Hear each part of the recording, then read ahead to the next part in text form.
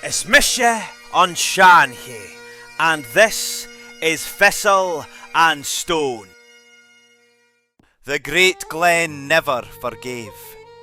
It cuts through the mountains like a wound that will not close, and in the howl of its wind, the old ones still hear the same cry that has haunted Glengarry for 800 years. Cregan unyielding. Cregan unyielding. There, where Loch Oich meets Loch Garry, and the Raven wheels above black water, the MacDonnells of Glengarry stood. Proud as the stag, hard as the granite, last true lords of the Highland blade. This is their school. It's mise on Seanchaidh, and this is Thistle and Stone. Long ago, a raven landed on the cradle of the first Glengarry, and spoke with the voice of Somerled himself. You will guard the rough bounds with steel and silence. You will carry the blood of kings, but you will never bow. When the last raven leaves Glengarry, the last MacDonald of Glengarry will fall with him. The glen itself took the oath. Every Glengarry born since has carried that silence. Proud as the raven, cold as the loch, lethal when roused. Listen, the glen is still listening. Cuimhnich. From that raven-blessed vow came Clan Domhnall Glengarry, sons of Donald of the Rough Bounds, heirs of the Lordship of the Isles. Invergarry rose on its rock like a black blade thrust into the heart of the glen, not to keep enemies out, but to keep the old blood in. Every chief who took the name carried the raven's promise in his blood. No crown would ever own this glen, while a Glengarry heart still beat. The burn ran red when the heather bloomed, and the pipes answered every sunset from corries no redcoat ever found. For centuries they ruled by the old laws. On the shores of Loch Oich, Gaelic judges spoke the old laws beneath the rowan trees. Seanchaidh sang, the night full of heroes, until the ravens themselves fell silent to listen. The women of Glengarry carried more names in memory than most men carried scars, and their silence could shame a coward faster than any blade. They answered to no one but the wind off Bentee. Yet blood calls to blood, and pride answers pride.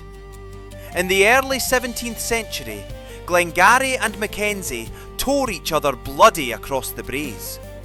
Angus MacDonnell, the younger of Glengarry, led the clan after his father, Donald MacAngus MacDonnell, was declared outlaw by the Privy Council. The heather drank deep. When the Jacobite star rose, Glengarry answered with fire. At Killiecrankie in 1689, Alistair Dhu MacDonnell carried the royal standard and led one of the most famous charges of the rising. At the Battle of Sheriffmuir in 1715, he famously rallied the men with the cry, Bolian anju, tu ram amariach. Blows today, morning tomorrow. 31 years later at Culloden, Aeneas MacDonnell raised one of the largest regiments in the Prince's army, over 500 MacDonnells of Glengarry. After Aeneas fell in a tragic accident following Falkirk, they marched on the left wing under Donald of Lochgarry, charging into the cannon's mouth beside the MacDonnells of Keppoch and Clan Ranald, basket hilts flashing through the smoke. Their stand shattered in moorland blood, a Gaelic dream undone. Invergarry Castle burned behind them as Cumberland's men put it to the torch for the third and final time. The moor drank deeper than it ever had before. The raven screamed that night above Loch Oich, and the glen ran black with grief. Then came the sheep and the silence. The same government that had counted the dead at Culloden now counted the living for eviction. Glens that had roared with pipes and children fell quiet. The coffin ships left from Corpach, heavy with Glengarry men bound for the red dust of Victoria and the long drought of New South Wales. They stood on the decks with Invergarry at their backs and the tears on their faces, and the fire did not sail with them. It stayed behind, watching over a glen growing emptier by the year, and the silence never truly lifted.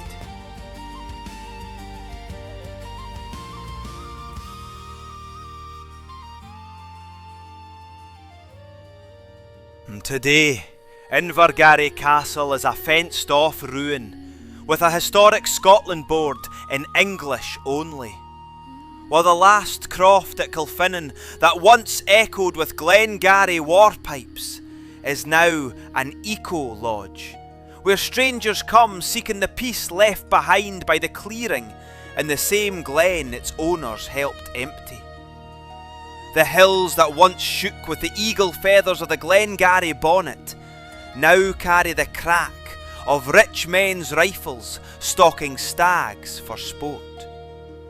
The victory still tastes of ash, only quieter now and colder. Yet the raven still wheels above Loch Oich. The great glen still cuts its ancient wound.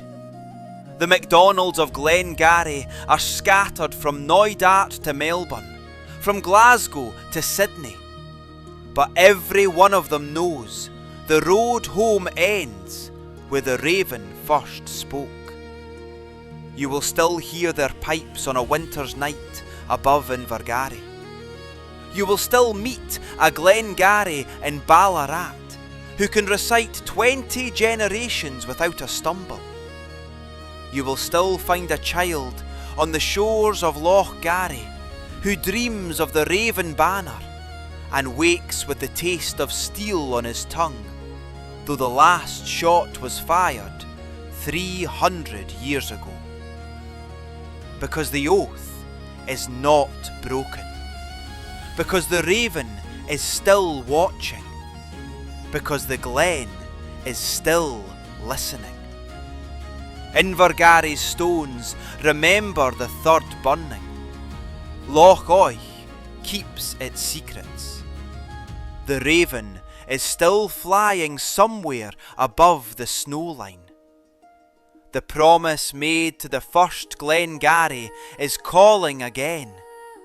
Not for kings, not for titles, but for the glen itself, for the language, for the children who should be born to the sound of great glen wind speaking the old tongue.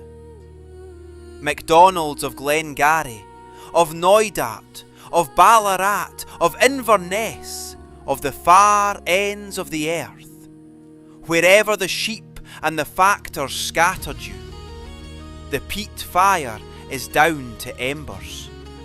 The mist is rising. Will you answer? Cregan un eich. Cregan un eich. Cuimhnichh Alistair Duv, agus Andreas Losca. Remember Black Alistair and the third burning, and come home. It's me Seanchaidh, and this is Thistle and Stone. Cuimhnich. Cuimhnich. Cuimhnich.